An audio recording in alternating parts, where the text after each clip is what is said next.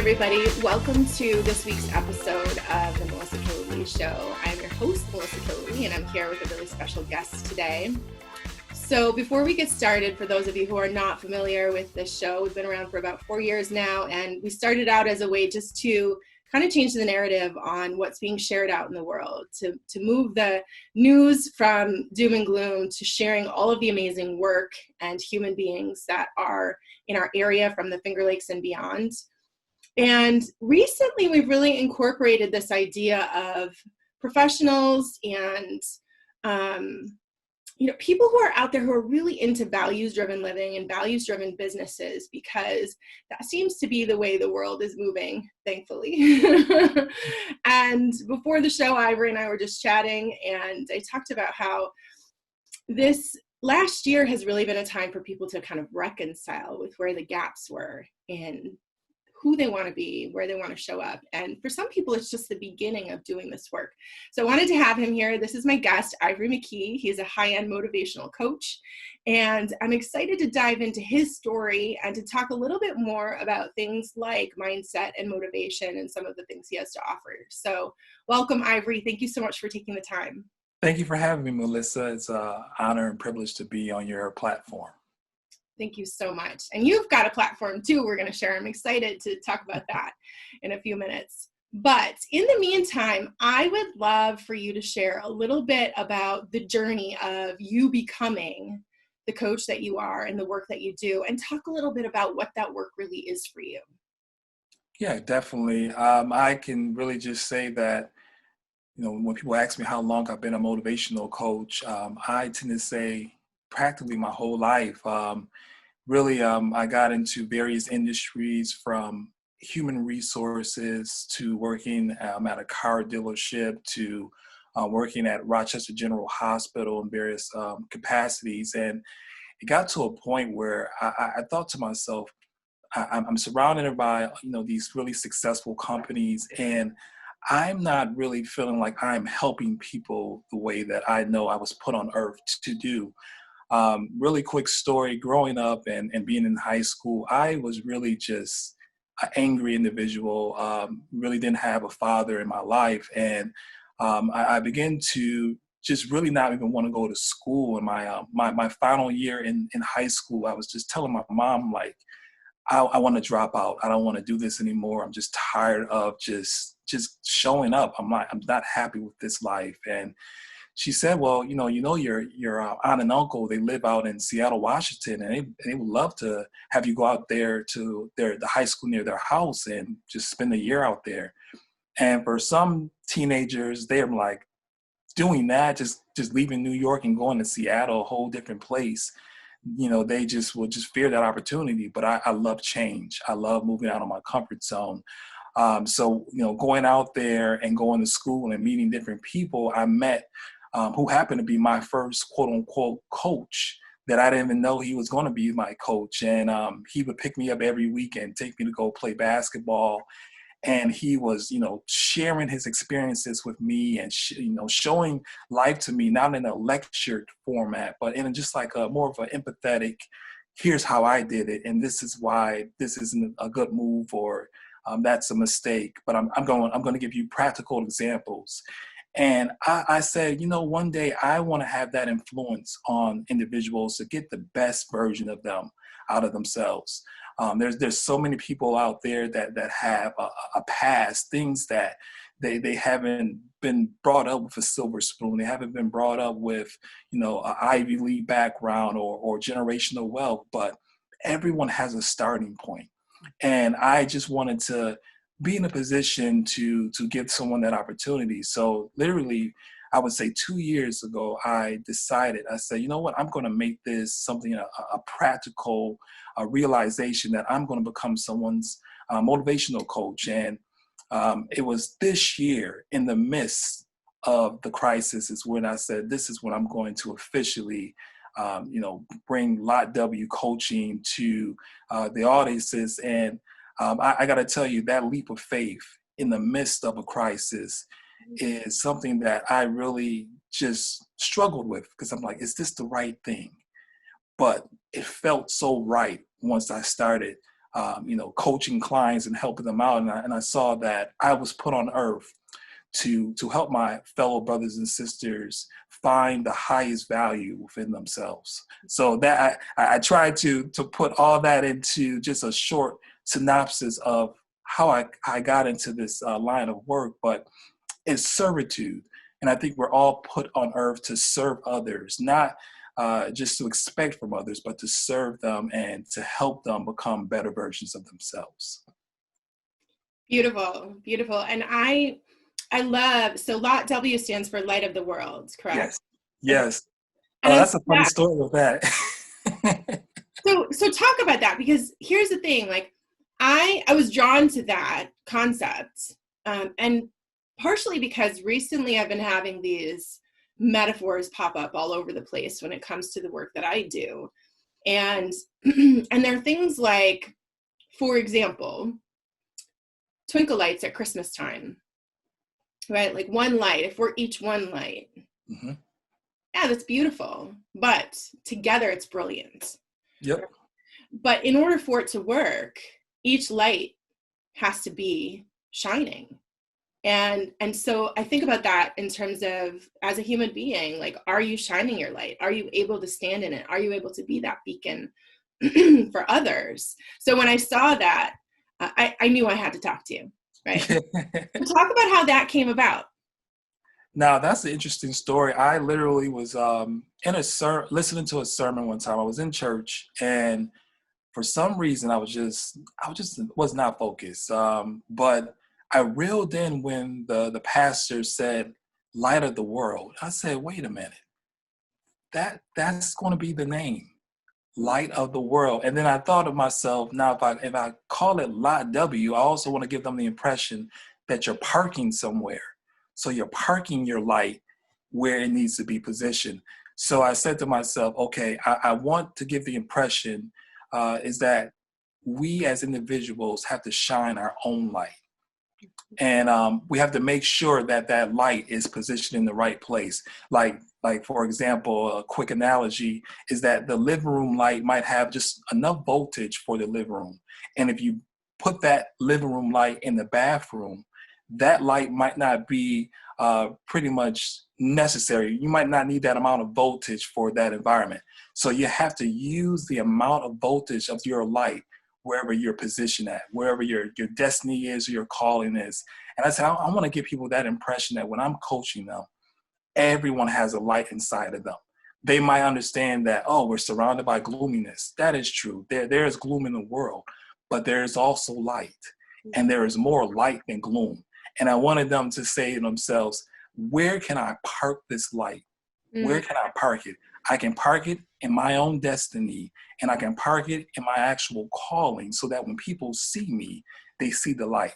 They see what's inside of me. They don't see just the physical, the outer shell. They see my inner pearl, that inner light, that's who I am. That's my character, my morals and ethics. So it all came from a sermon that I wasn't really paying attention until I heard that Light of the World. And I said to myself, that's the name. Because before that, I was thinking about a name, and I didn't know what name I would stick with. And when I heard that name, I said, that's it. That's it. I knew it would be the name of the company.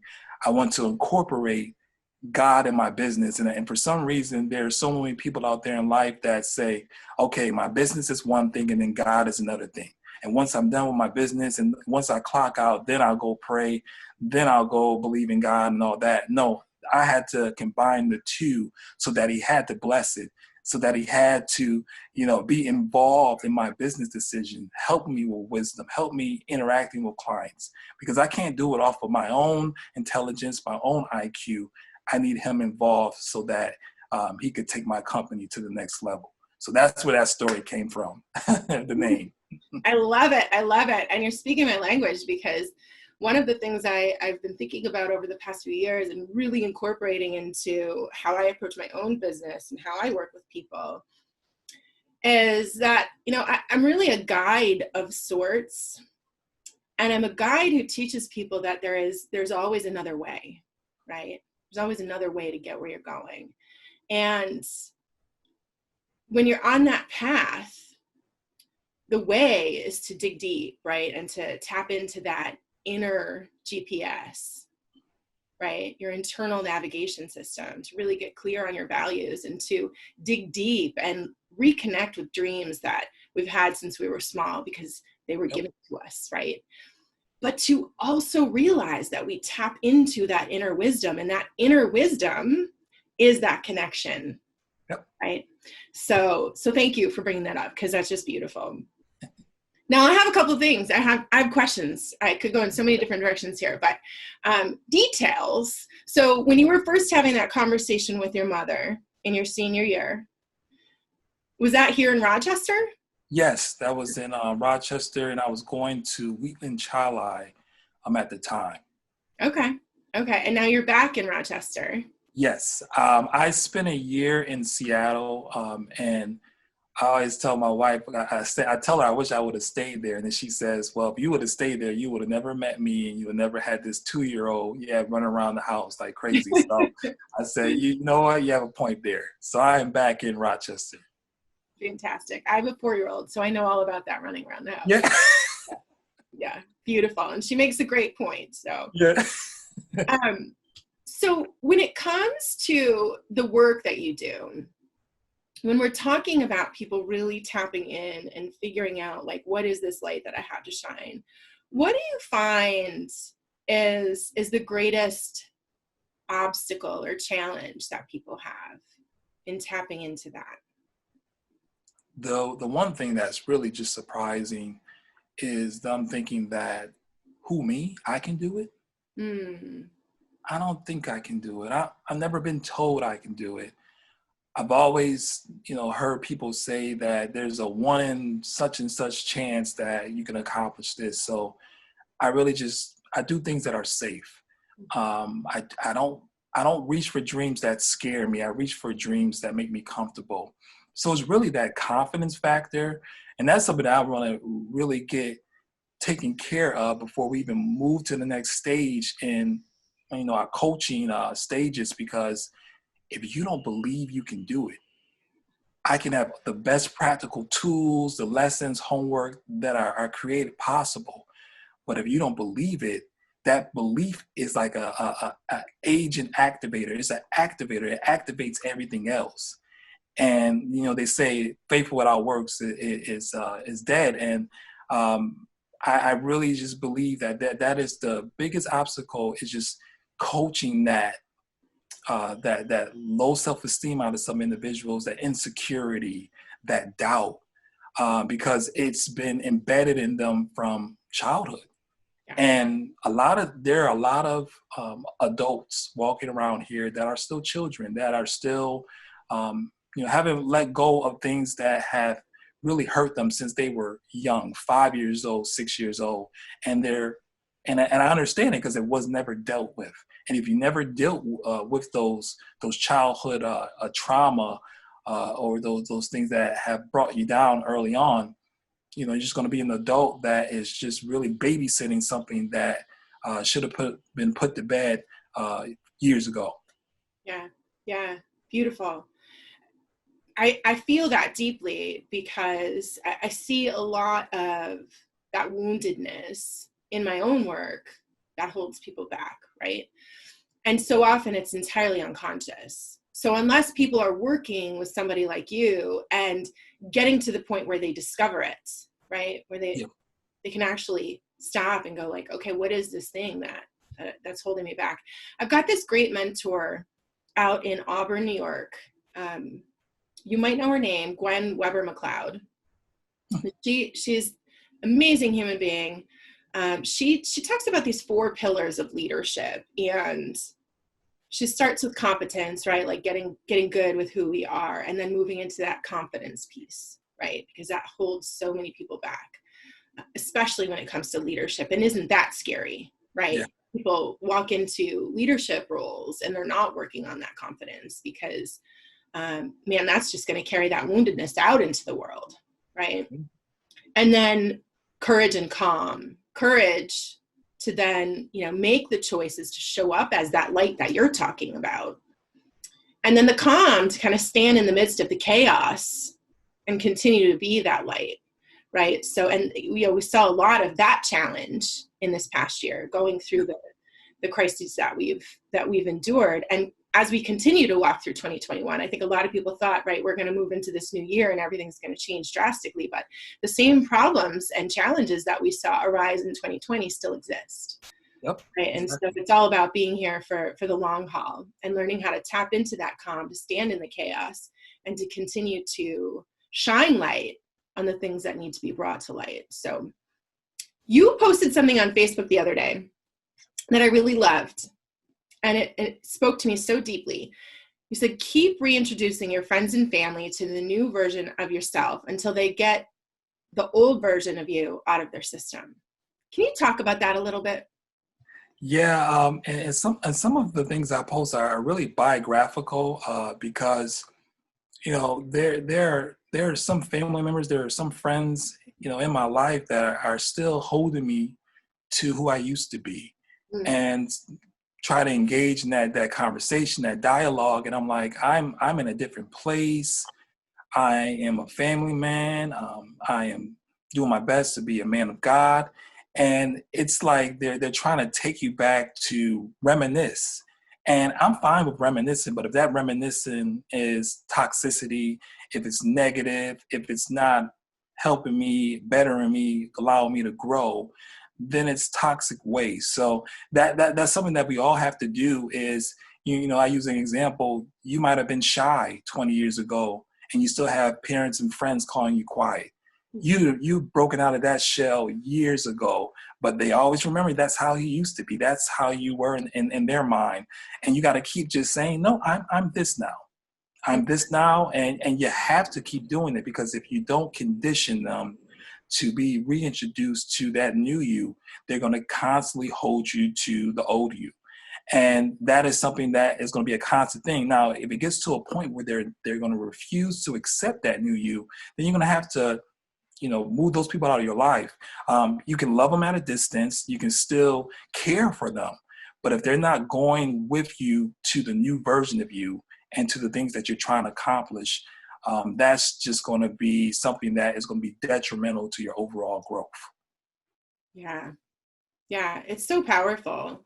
I feel this personally, right? Because I was that shy child.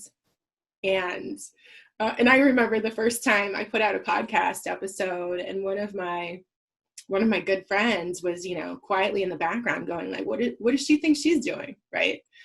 And she did finally admit to that, and we got to have that conversation, but I had to keep introducing myself to her. Right. Yep. I think the greatest part of this life is that we get to reinvent ourselves as many times as we want. Yes. And I totally agree with you. I just want to say this really quick, is that wherever your starting point is, I don't care if it's 20 years in life, it's 30, 40, we hear about the KFC guy. He started his business at 72, 75, whatever it may be. You can always be in control of your starting point. And that's the great thing about that. Yeah. KFC, by the way, was one of my first jobs. Oh, really? I won't name any names, but I remember my boss at the time, I was 16 years old, and he gave me a name tag that said Sweet Cheeks. Wow. Man, that would not fly these days. HR. I'll come from an HR background. That would definitely be in the office for that one. Yeah, absolutely. I'm intrigued because I feel like so many people need your help, right? So how can people get in touch with you, Ivery, and how can they work with you? I did see you've got a new show coming up that'll be on Instagram on Mondays and Fridays at 5. So can you share a little bit with how people can get in contact with you and how to reach out to you? Absolutely. So there's a few ways. If you go onto my Facebook page and put in LOTW Coaching, which stands for Light of the World Coaching, you'll be able to contact me directly as far as my email is concerned, which is lotwcoaching@gmail. My website's on there, which is lotwcoaching.wordpress.com. And you can also book an appointment directly on my Facebook. I also have a YouTube page, which is LOTW TV, Light of the World TV. There's motivational videos on there that you can book an appointment through my YouTube. And then to talk about my collab show, this is going to be the year of collaboration for me, just collaborating with positive energy, just like Melissa, you're great positive energy. And I'm just going to this year just do my best to start collabing with people from different backgrounds on Instagram.